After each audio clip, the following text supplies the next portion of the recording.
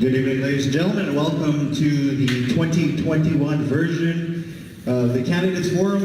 And thank all the people that have made it tonight. Unfortunately, due to COVID, it makes it harder for everybody to gather like we traditionally do as Métis people. So we're doing this live on Facebook. So tonight our format will be, we're going to start with our area directors, and from there we'll move into our treasurer, our secretary, our VP, and then our presidents. You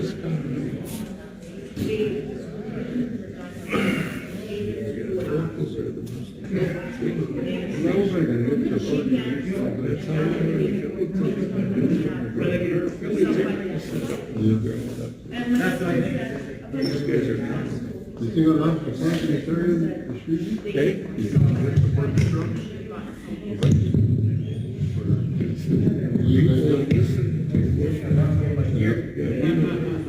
All right, candidates, are you ready to go?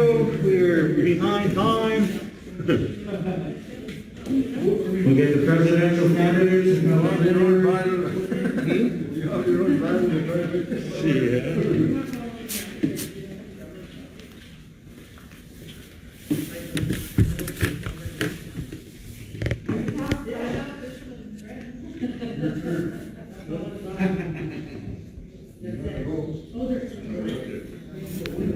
So we'll go alphabetical again. We'll start with Clem. Yeah. I was going to suggest we go with elders.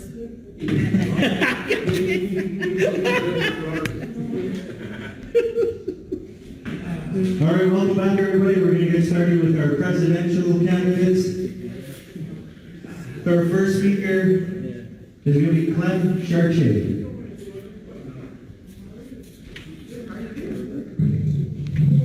You'll have 5 minutes. I'll give you a 1 minute. Wipe it down, eh? I did already. Okay. It's good. Yeah. They can take their mask off if you want. It's clean.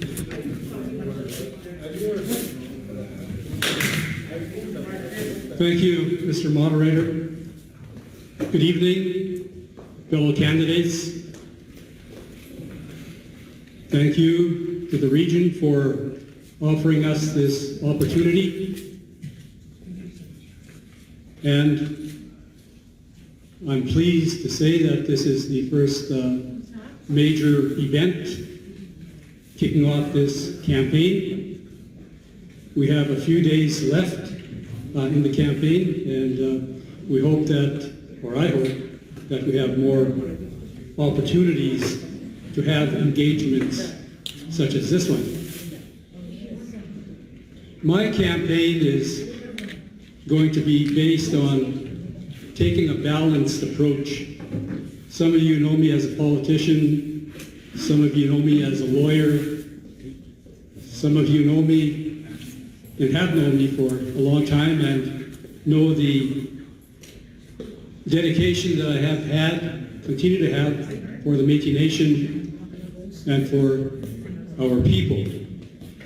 So I will be looking at a balanced approach, fighting for our rights, but at the same time ensuring that our people have the proper social and economic programs and opportunities that are so badly needed in our community.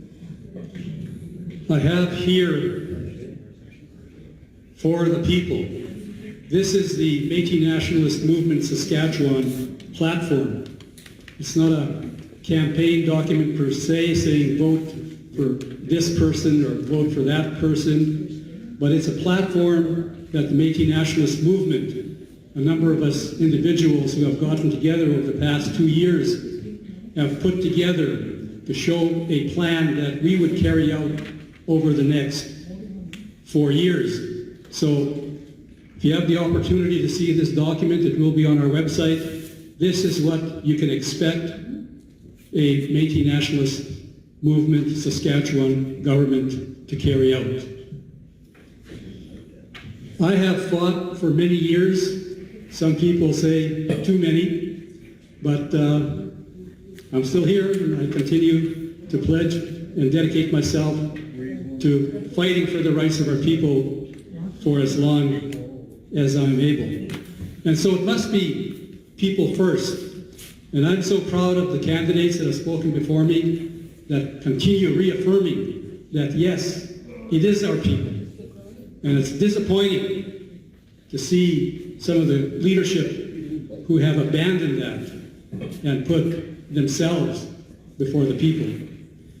So for the people, we need to ensure that their rights are respected, that while at the same time fighting for and struggling to ensure that we have not only a legislative base to work from, but an economic base to work from. It's so important that our people have jobs, so important that our people have proper housing, so important that our people have the opportunity for an education.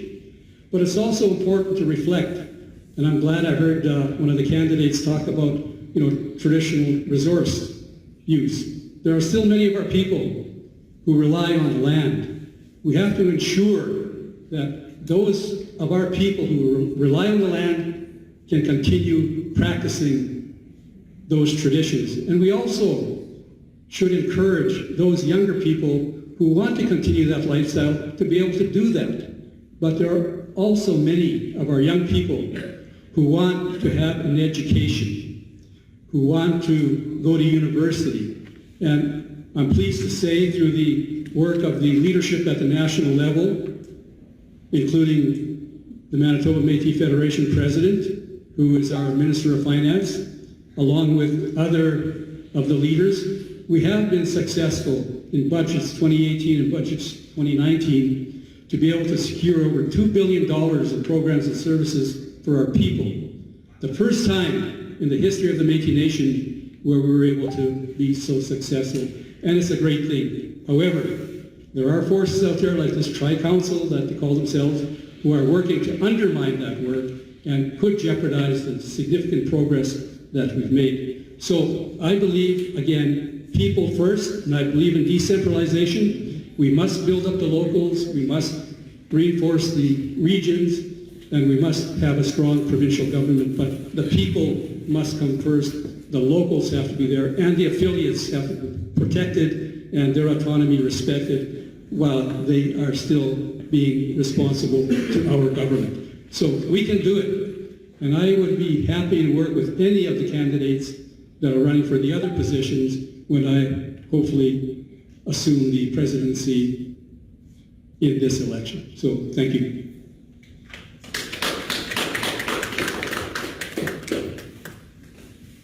Thank you, Mr. Sharpshoot. Next candidate to speak will be Karen Laurel.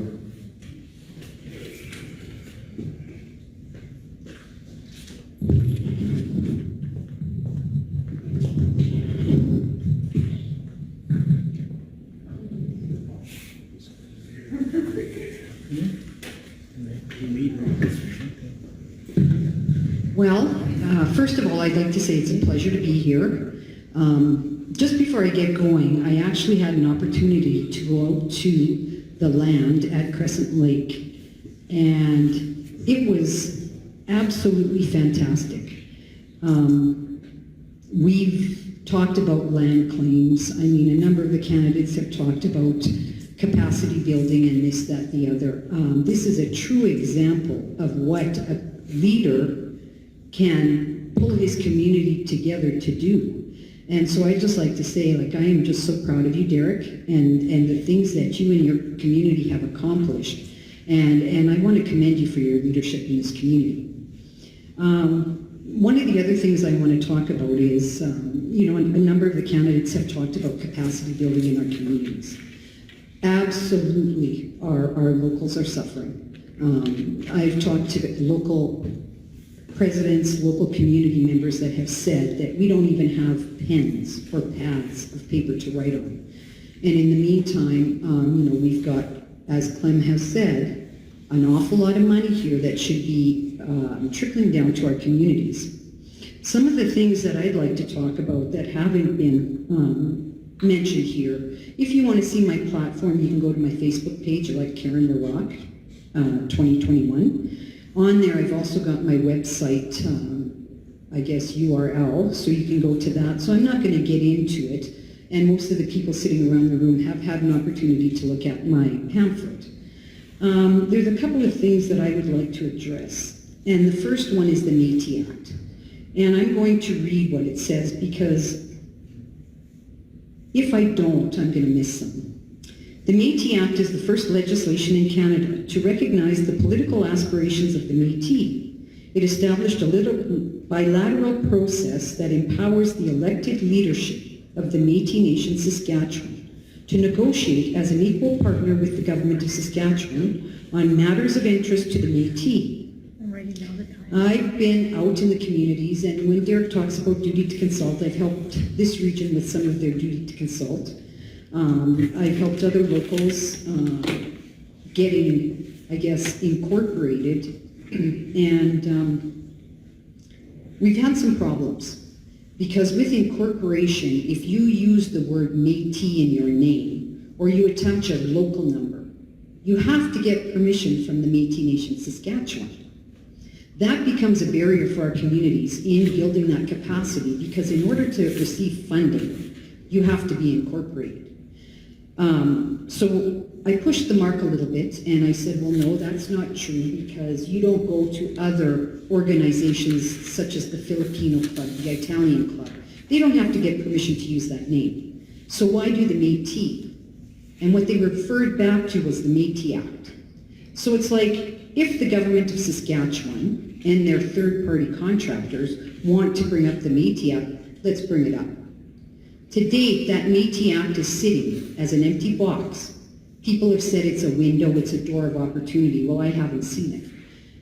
If I'm elected president, you can be sure that we will entrench that bilateral process, and the government of Saskatchewan will not go out, they won't walk away from the table, they will sit down and negotiate with us on such things as health.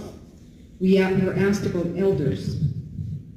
I've talked to elders, and it just breaks your heart when you have to talk to an elder when they're saying, Karen, we have to decide on whether we eat this month or we get our prescriptions.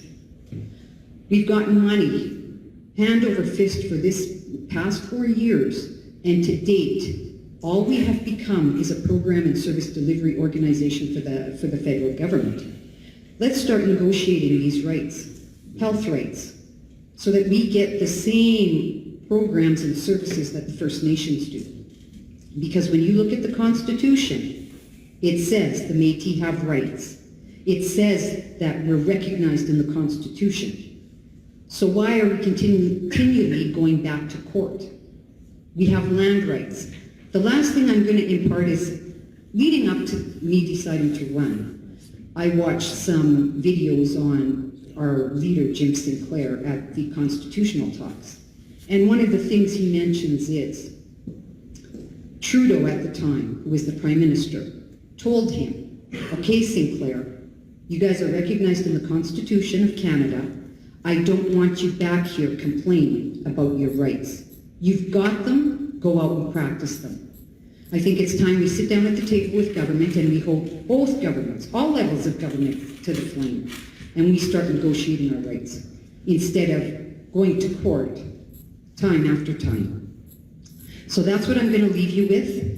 My elections cry is Rock the Métis Nation 2021, and Rock is ROCQUE. I would encourage you all to go to my webpage. I would also say, if you have any questions, there's contact information on there, and I look forward to questions from people in our community.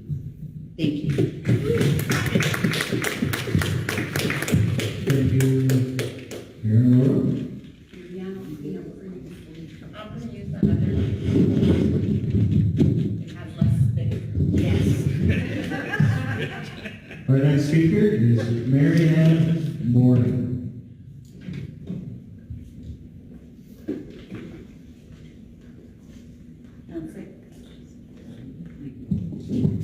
Tanse. Ilani Tak. Anin. Hello. Bonjour. We're a nation of many languages, and that's what people forget. My original language is not English. I don't speak as well as certain people, and I know some of the other ones around here do not either. And I always want us to recognize that, because sometimes our words will be backwards, because we're more of a French, free language speaking. And that's what I told my lawyer when I went got an English-speaking lawyer to go against Métis Nation Saskatchewan. I don't speak English well enough to be able to explain myself. So on April 25th, the appeal was done. They submitted nothing. I am treasurer. I did one full day of really nasty emails and I was done. So I think if you want, you can talk to Derek and he could probably tell you some of them. I didn't make them confidential. So becoming president was important to me. And, you know, it was important to a lot of people. We need role models. We need to show we're strong. You know, I'm really tired of 30-year-old messages. I'm sorry. You know, I have a lot of respect for Mr. Clem Shortshave for hanging in there all these years with this kind of behavior. We've watched it.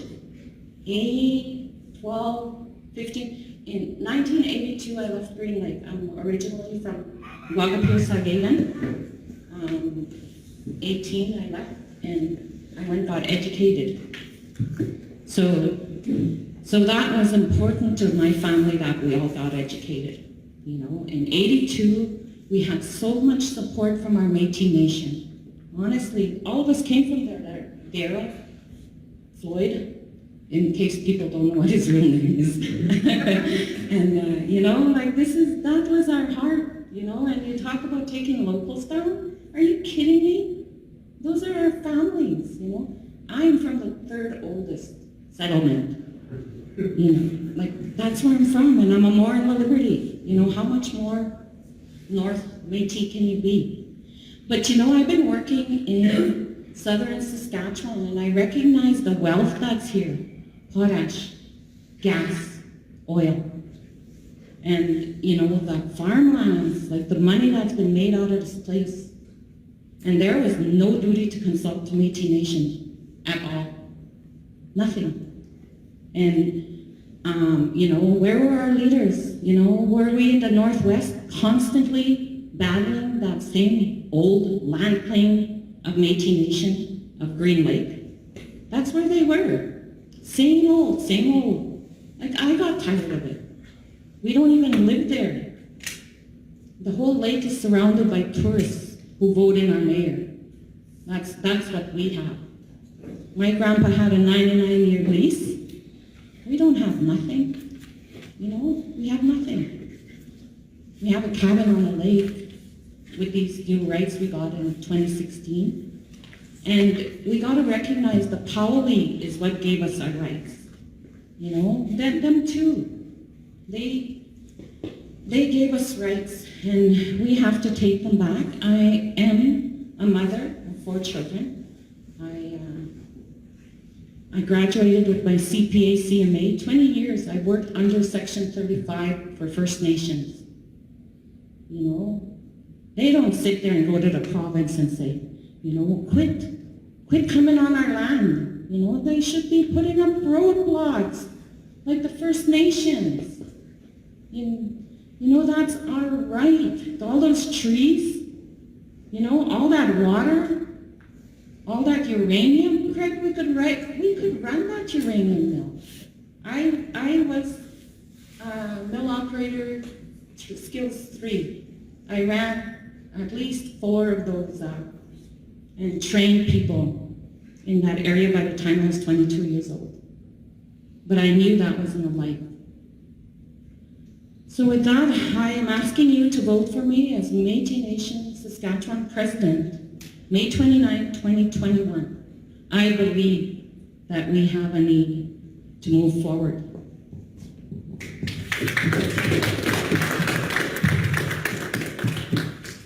Mary Ann Moore.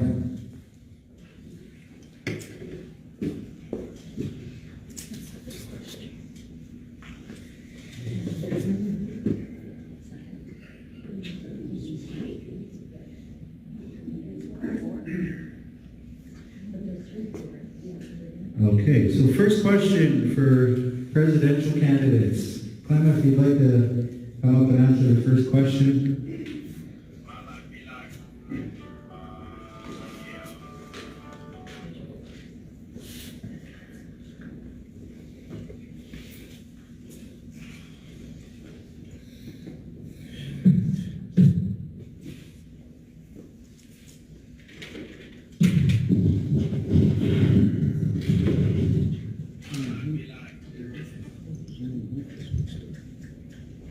So first question, is it going to be the same as current, stopping the executives going into regions to assist local presidents?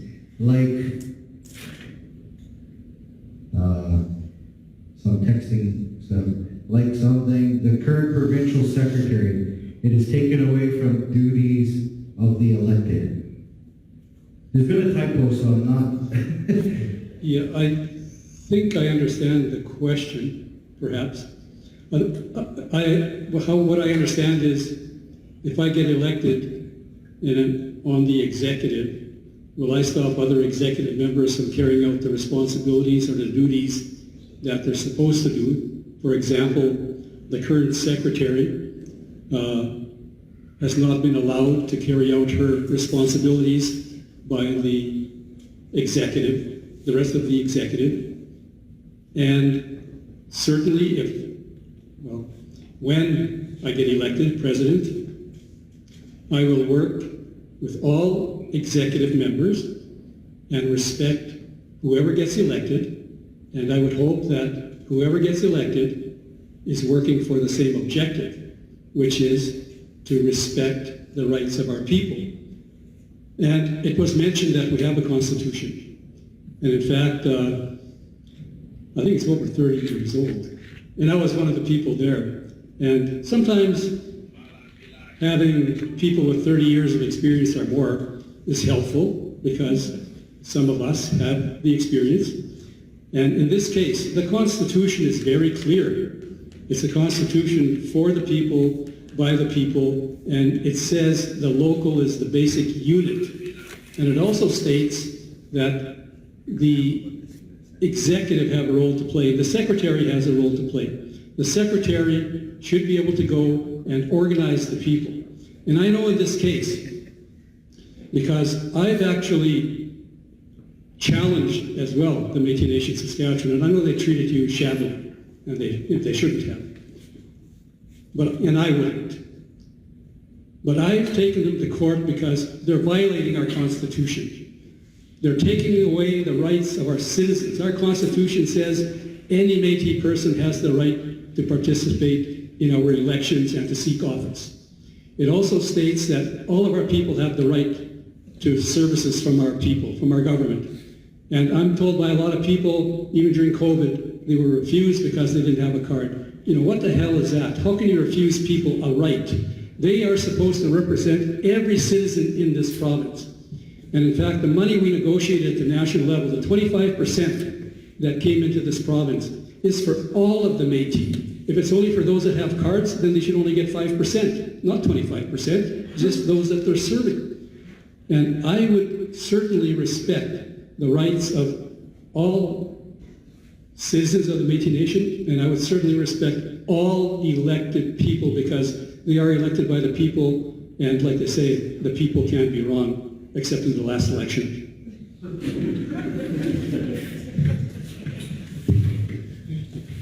Karen, or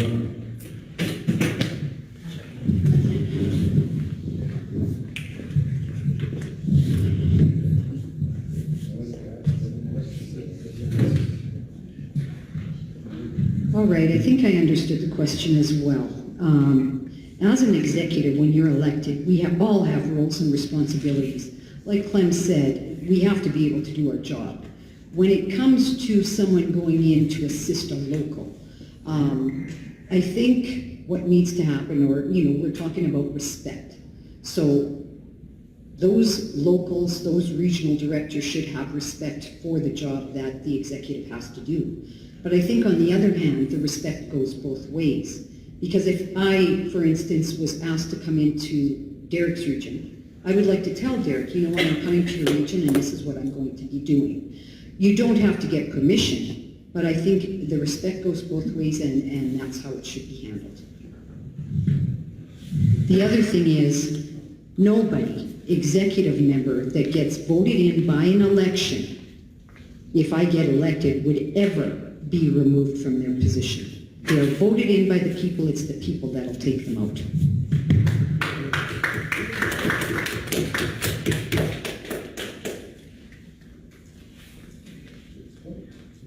Mary Ann Moore.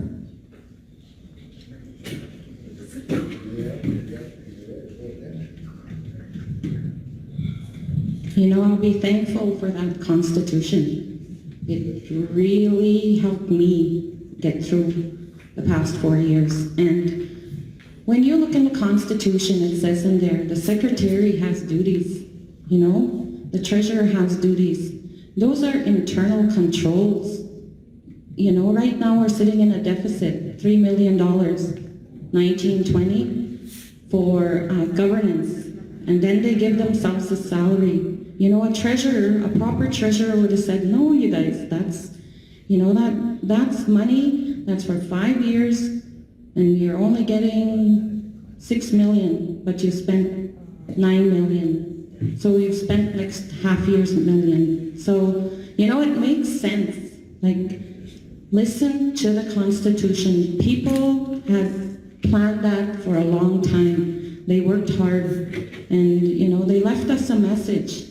Internal controls are so important and key to stopping dictatorships, but the only problem was we had no justice system for us to be able to go anywhere with that.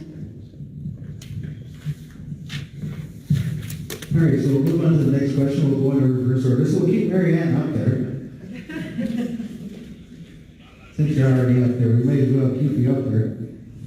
So we do have some specific questions that were generated to each candidate, but also questions that for all candidates to answer. So we'll go through those ones first. So this next question is, how will the presidential candidates ensure all Métis get to vote in 2021? How will the court order be enforced when the court case comes up? That's close to my heart because you know, I knew one of my friends didn't have, they wanted to run for vice president. I signed a candidate paper because I knew he would not be able to run, but it just so happens it's former MP Rick Liberty, so I'm expecting some kind of noise out of him. But you know, like, that's the thing is, nobody wants to give up their rights to sign those cards, like, and we shouldn't have to be forced into that, because once you give up your rights, you're giving up your rights to the water, you know, free access to our water. We're giving up our rights to put our cabins on family lands that we consider family lands. We're giving up our rights to pick medicine where we want to pick medicine. We're giving up our rights to hunt. We're giving up our rights to, you know, say to another organization trying to come into your land and saying, you know, where's our cut? It doesn't only go to investors. You know, they took billions of dollars out of uranium mines, and look, you know, we're facing damages with our environment. You know, you can't eat that much things in the north anymore, but they're still a bit healthy stuff. Thanks. Karen? Can you repeat the question? I will.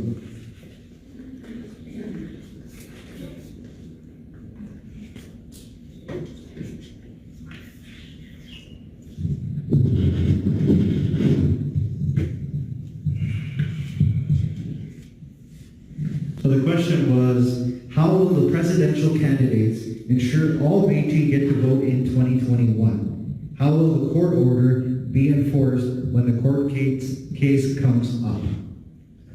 All right.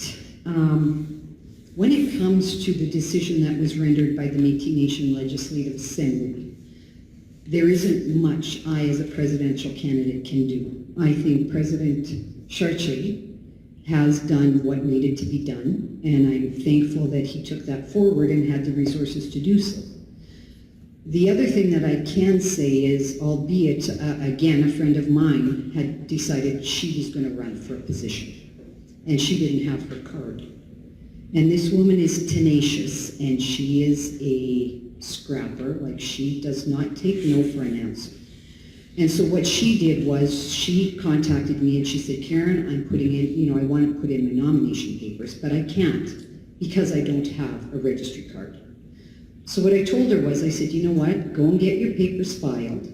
And I encouraged her and I supported her every step of the way that, you know what, do it anyways, because you have to challenge this. She called me after she filed her nomination papers, and I mean, she brought in legal counsel for the Elections Commission, or for the Métis Nation Saskatchewan election, said, you know what, I want a ruling. They didn't make a ruling at that time. She put in her papers, and I was so excited that they accepted her papers. The day, Thursday after 2:30, she got an email back saying she was denied.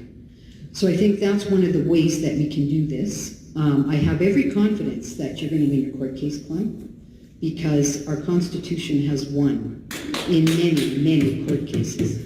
And the Constitution is our guiding law. The legislation that was brought in afterwards, such as the Citizenship Act and the Election Act, have to be in line with the Constitution because the Constitution supersedes all other legislation.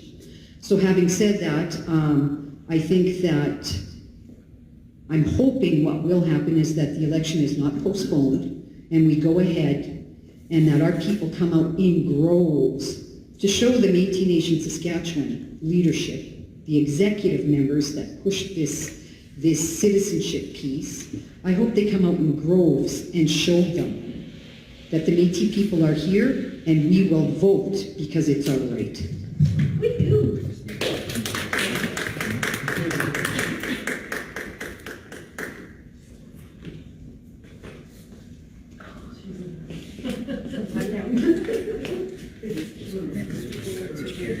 Did you want me to repeat the question, or do you still remember it? I kind of remember it. I will repeat it. No, I've been around for 30 years, but I still have a bit of a memory. Anyway, thank you.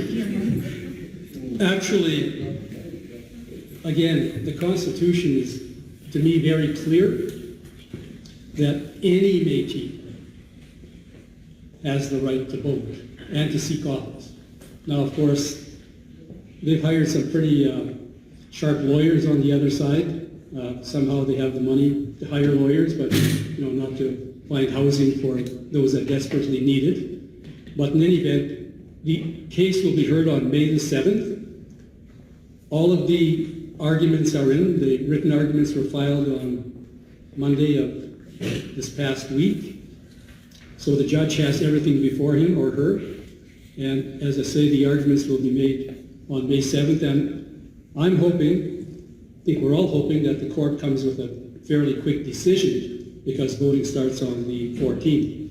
Now, I took that action because I believe in the rights of our people. And I also believe, and I've been taught by the elders over the years, and it was, 1993, that Senator Louis Morin from Turner Lake said to me, Clem, you've got a license, you're a lawyer. I wasn't a practicing lawyer, but I did have a license, and he said, you have to start defending our people who are being charged for hunting and fishing. And in fact, the Court of Queen's Bench in 1997 upheld a provincial court ruling in Morne and Dion that the Métis in the north have the right to hunt and fish without a license, and they're still doing it to this day, and that was well before Powley. So Powley didn't give us our rights, at least in northwest Saskatchewan. In fact, Powley narrowed our rights because they have a narrower test, and it's actually affecting us negatively, the Powley test. But it does help to determine who are the Métis and what steps you need to go through to protect Métis rights. And in fact, Michelle Leclerc and I were co-counsel in the Bellamar case. The case came out in 2007, and Karen is well aware of that. Her late father was one of the witnesses, great witness. And the court ruled that the Métis in the Qu'Appelle Valley and surrounding area, including the city of Regina, have the right to fish. Now that was based on the Pauli test, which was good. So yes, it has helped us in certain cases, but I don't have unlimited resources.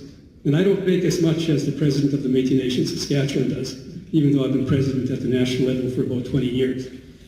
But I do have some money, and it's not like I have all kinds of resources, and it's cost me about $20,000 so far. That's me, it's costing me. But I do believe in the rights of our people, and I'm prepared to use some of my savings and my retirement money, particularly if I don't win this election, to assist our people, because what's the use of accumulating savings, if it's not going to benefit anybody, just yourself. So I have spoken to the chief electoral officer, and I asked, well, are you preparing forms in case, well, not in case, when this ruling comes down, because we feel fairly positive. And she stated that all they have to do is use the same form. They just have to make a little notation in it, and that people can register even if they don't have the card. So that's all being taken care of, and I'm very hopeful that the decision will come in our favor, and it's going to benefit all of us. In fact, people are telling me I'm kind of a fool there. They figure it'll benefit Mr. McCallum, Glenn McCallum, more than it will me. And I'm saying, well, it doesn't matter. The principle is we have to defend the rights of our people. How they vote is up to them. Thank you. So we'll move to the next question. And since we still have the mic, we'll ask you this question and we'll go back in our original order. So 2 of the 3 candidates have stepped away from their elected positions. What is each candidate's drive to carry out their terms if elected?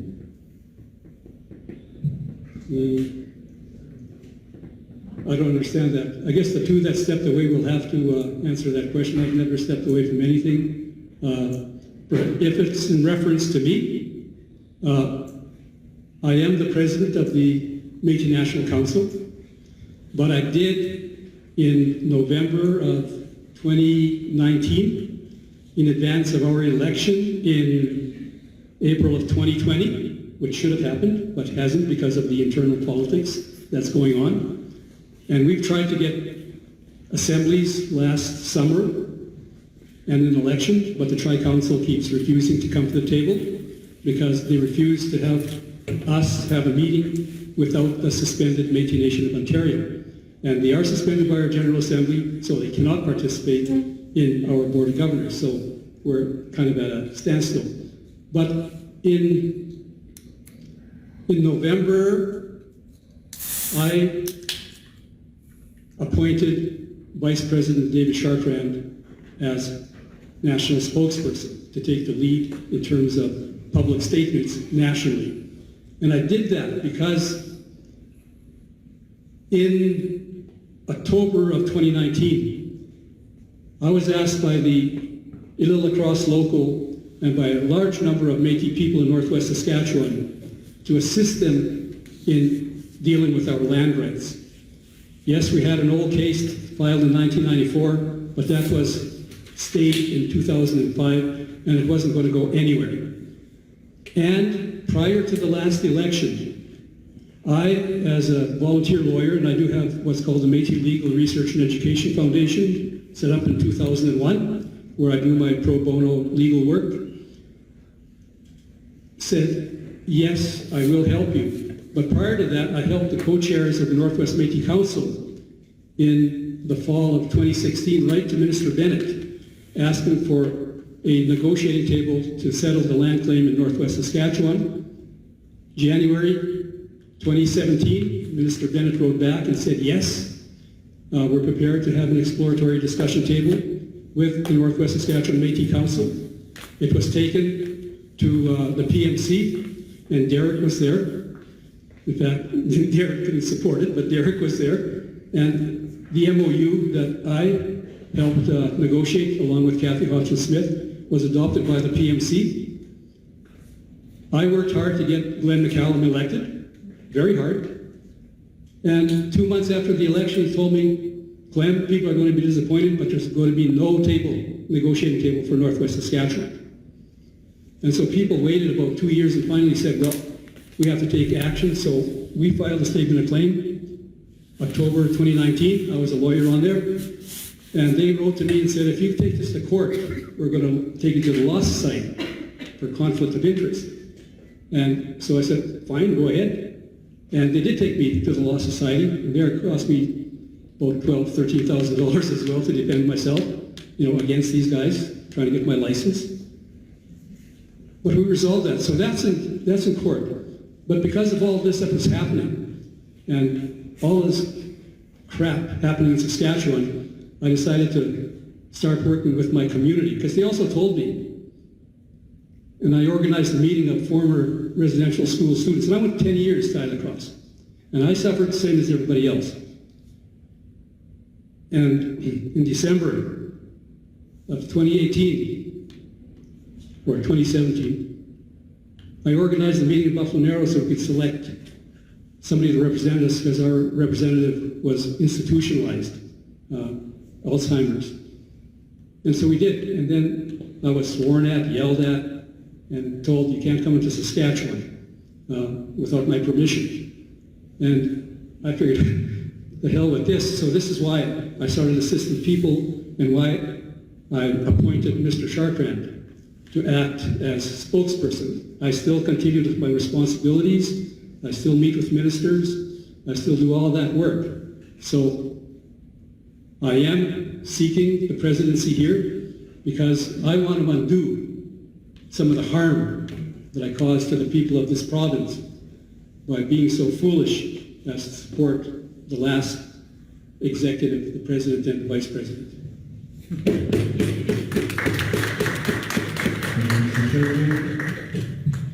Karen?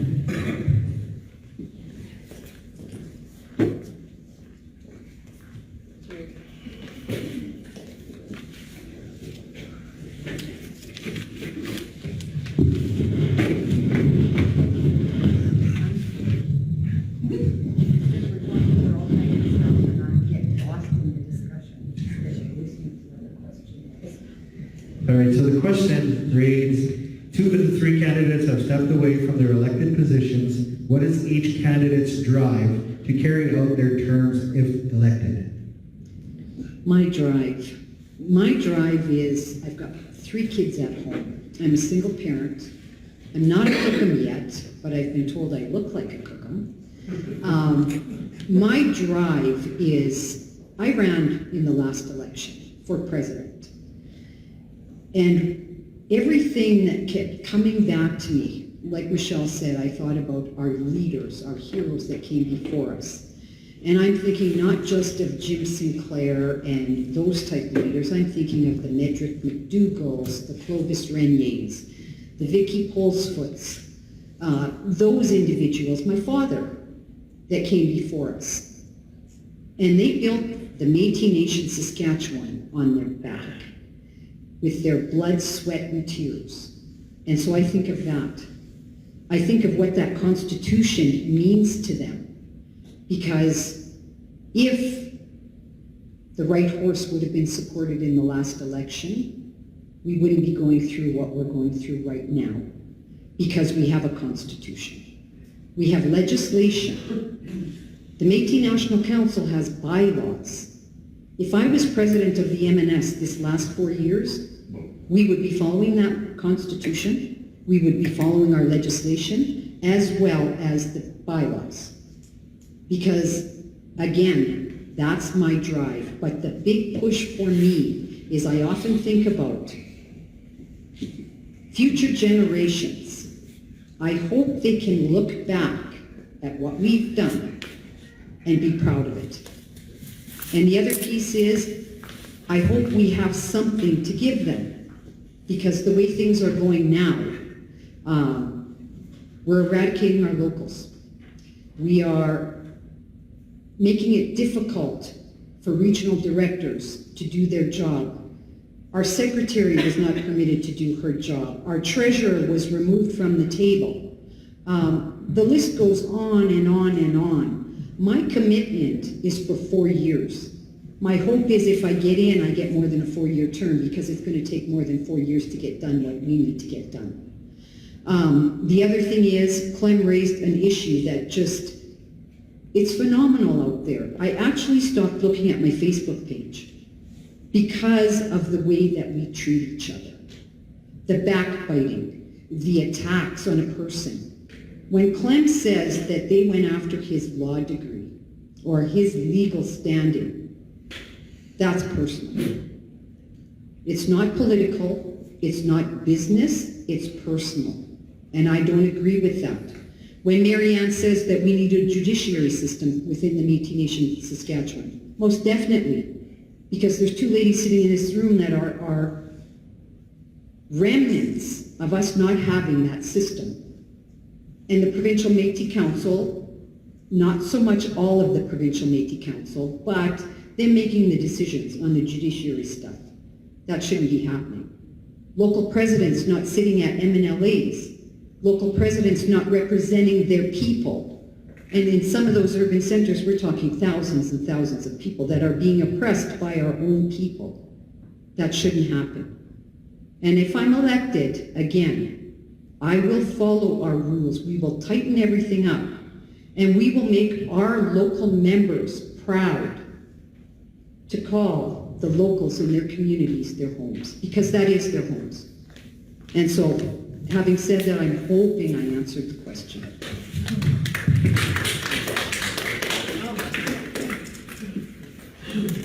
Next we'll have Marianne.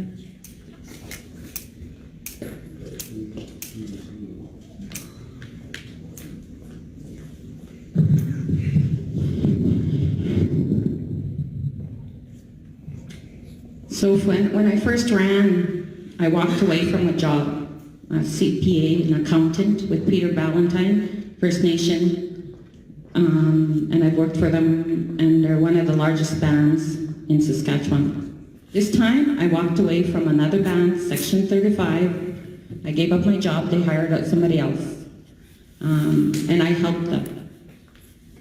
And, I got that one day to do my emails. I walked away with my certification. I am not the one $3 million in the hole. Somebody else is holding that because they chose that that person should hold that responsibility. It wasn't the people voted me in. So, and you talk about why you want to be here, it's because your biggest economic asset is your children. Your biggest economic investment is your children. Education, childcare. And if you look at those books, those are where they're not spending. When you spend $3 million over your budget, you steal from everyone else. That's what it was. I'm not gonna lie, I wrote to the director of Audit and Investigations, and I said, that's fraud. That's wrong. And you know what? I'm not sorry. I'm not sorry. Because you took it away from children. And those are who we have this land for. And that's why we're fighting as Métis people. It's why Clement's fighting. It's why everyone here is here today. Because we've seen the devastation that they have caused to everybody. But it's only 28 days. Let's go forward and see good, positive role models for our children. Don't be leaving us with role models like that. That's not good role models. In speaking about Métis Nation Council, Mr. President, okay? And I respect him because he's from our community, he's an elder. He is. He's lived it. He's had to live it. And then I also, I want to talk about Manitoba Federation. I want to talk about how, as veterans, our veterans' families have nothing. I want to talk that Métis Manitoba Federation has the money in their bank. I want to talk about how we, as descendants of Red River, we don't have access to post-secondary. We can if we go sign up with them, but you know, there's a reason we left Manitoba. You know, they're different. They have fit in. We didn't fit in. You know, I look at Métis Nation Canada, $1 million in visa. And the wife of Mark Leclerc is the executive director. Mark Leclerc, executive director of Métis Manitoba Federation, and also of all those 4 businesses, all owned by family. Like, let's call a conflict. When we're in conflict, let's call it. We can't be the owners of businesses when we're leaders and elected. We can't make the choice for veterans. Give it to the families. And we sure can't make the choice for the descendants of Red River. We are the descendants of Red River, but we also are descendants of Batoche. And that's one thing people forget is we didn't deal with that yet. We didn't recognize all the history, the residential school, the Labrec, all that loss of land. You know, we didn't. We puddle around with programs that have very well-educated people to look after them. Thank you. Thank you, Marianne. We're going to move to direct questions. Marianne, we'll ask that you stay up. We have a direct question for you.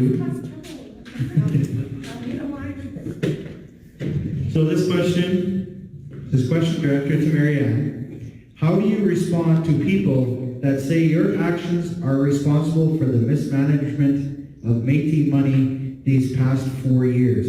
If you would not have written that letter, we would not have the circus we have today. How do we trust that you will not act in this manner again?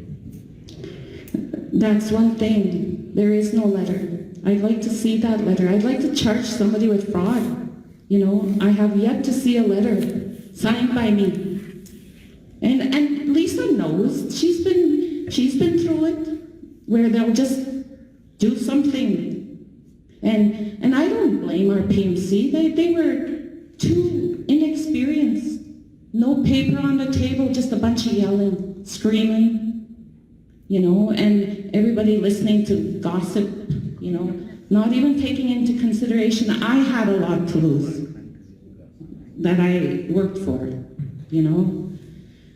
So, you know, and did I walk away? I would have loved to walk away. I make a hell of a lot more money than being a representative, but I can make change, and that's worth it. Thank you very much. Next we'll call Glenn Churchill for question.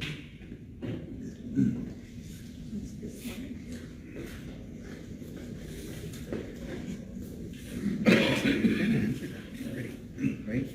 Yeah. Yeah. Yeah.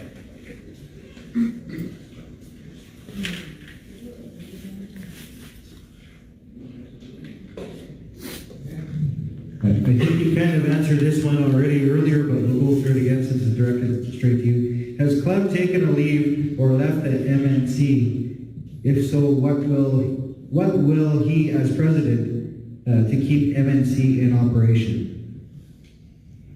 Okay, yeah, I've already answered that. I'm still the president, active president. In fact, just last week I was with the national chief, the Inuit leader, Nathan Obed, Canada, represented by Ministers Bennett, Miller, and Van Dale, along with ministers from United States, New Zealand, and Australia, talking about issues important to Indigenous peoples in the 4 countries. So I continue with my responsibilities. And one of my responsibilities is to clarify when misstatements are made about my staff. Our executive director is Wenda Watane, not the wife of Mr. Mark Leclerc. although she is also an employee, but she is not the executive director. And I must say that Mark Leclerc, who I first met in 1984 when he was a law student, who came to see me asking how he could volunteer for the Métis National Council, has remained over the years working for us in one capacity or another, first as a volunteer, then as a lawyer working on negotiations. In fact, he was one of the lead negotiators in the 1992 Charlottetown round, where we negotiated a side deal called the Métis Nation Accord. He's continued to work with us with John Weinstein. They are kind of the masterminds or the architects behind the $2 billion that we received over 2 budgets. Very astute people. And yes, they get paid consulting wages, but those are very important. You know, you get your money's worth. I mean, who else has negotiated $2 billion? Has the MNS done that? I don't think so. Have they participated in the benefits of that? Yes, and that's good because that's what we're doing it for. So I just want to put that on the record that they definitely are not somehow taking advantage of the Métis National Council. So basically I will continue working, and what people don't really understand or appreciate because it's not out there. Right now, as I speak, and as we go to this election, on May 29th, if people are concerned about the Métis National Council, they're concerned about the Métis Nation, but particularly the Métis National Council because it's the political vehicle or the government of the Métis Nation. The outcome of this election, if Mr. McCallum gets re-elected as president, working with President Patra from Alberta and President Fro from Ontario, they're going to keep President Fro in. 80% of their people in Ontario are not part of the historic Métis Nation. They were suspended. And Mr. McCallum and Gerald Moran, the whole PMC in fact, 100% voted in favor of their suspension within 3 weeks. Oh, you didn't? That's fine. I did, yeah. No, 15 voted. That's 15 voted. And 15 from Manitoba voted, so that's 30 votes to suspend them. Yeah. Alberta and BC voted 100% to keep them in. But 3 weeks later, on a dime, President McCallum changes his tune and aligns himself with the people that were just suspended. But we believe in the authority of the General Assembly, and our position is they are suspended, and they cannot participate in the governance of the Métis National Council. But on May 29th, and they took us to court actually 3 weeks ago, the MNO has filed a lawsuit against the Métis National Council and myself as president of the Métis Nation. So they must recognize me as the president if they are suing me as the president, but we're defending ourselves. So on May 29th, we're going to either see the Métis National Council continue to represent the Métis Nation, or we're going to see a takeover by the Tri-Council and the 9 directors from BC from last year's election who did a coup on President Clara Morin-Delcol in January. 9 of them just suspended her, and that's in court as well. So there's a lot of lawyers involved here, a lot of money being spent for nothing. And that was said before, it should be spent on our people, not on lawyers. And I don't like taking money out of my own pocket to pay lawyers, but when you have to, you have to. But the outcome, and if I don't get elected, I'm hoping one of the other 2 get elected, but not Glenn, because I know for sure, and I've known Karen a long time, and I know she's a die-hard Métis nationalist. Her father and her, I worked for many years with them. We've worked together. And I know for sure that Karen would defend the Métis Nation to her last breath. So we're at a crossroads. And people have to consider that very seriously. What happens to the future of the Métis National Council, which will affect the Métis Nation, is critical. But the Métis Nation will never disappear because we know who we are. You know, our ancestors shed blood on the grounds of the Red River, and particularly at Batoche and the surrounding battles. So we're not going to forget who we are, and we're never going to give up our existence to people from the East just because, you know, others want to. We need to continue with that defense and a strong defense. So I hope that our people discuss this over the next few weeks and that they realize the future of ourselves, our people, is at stake. Thank you.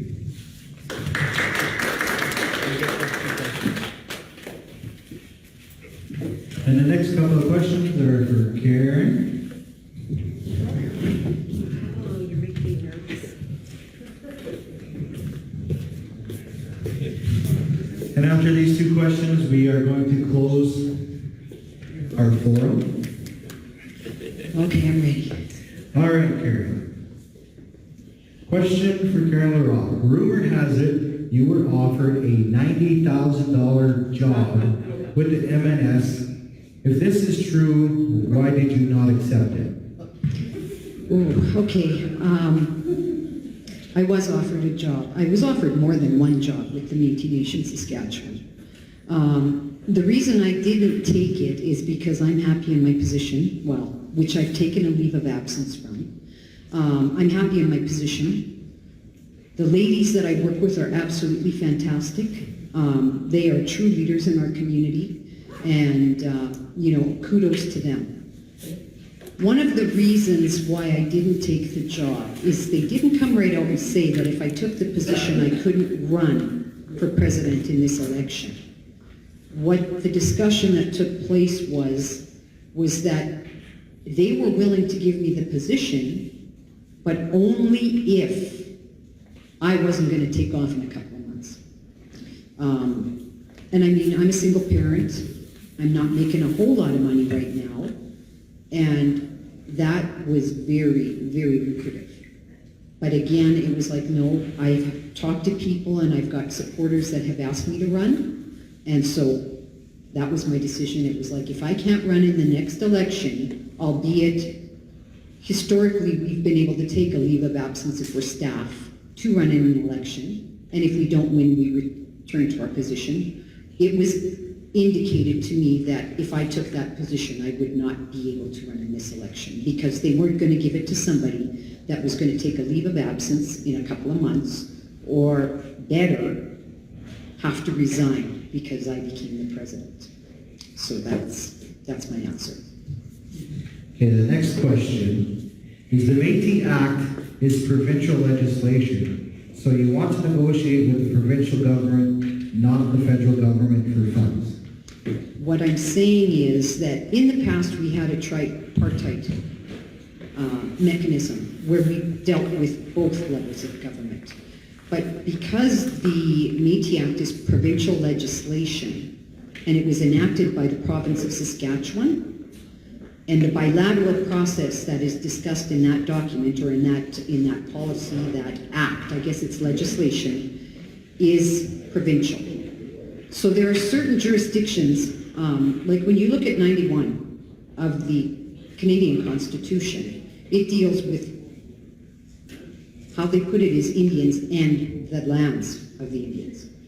And so what I'm talking about is, back early in 2017, I had written a resolution, and what I had put forward because of my consulting work with Duty to Consult was that we should have the Provincial Métis Council or the Métis Nation Saskatchewan pass a moratorium on the sale and lease of Crown land until the Métis were dealt with. The resolution passed by the Provincial Métis Council. It should have went to the Métis Nation Legislative Assembly, which it didn't, and then they should have put the province of Saskatchewan on notice. That never happened. So when I'm looking at our health rights, just like what the First Nations people are are able to garner. We should be negotiating with government that because of that legislation which says that we will negotiate as partners on the things that are important to Métis people, those are the things that I'm talking about, like health rights, land, education. Because right now the province of Saskatchewan has been left off the hook for the past 4 years.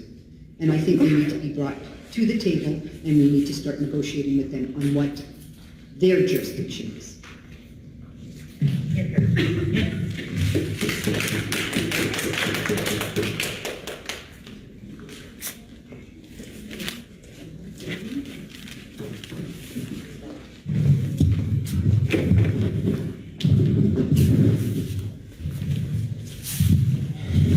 All right. I had to turn it up for everybody else but myself, I guess. We're going to end the evening here. I want to thank all the candidates for the answers, for taking the time to be here in our region, for being accountable, but for being respectful as well. And that was one of the things I asked at the beginning, and I'm glad it was followed through with it. Because at the end of the day, we still are all human beings. We have to treat each other with respect.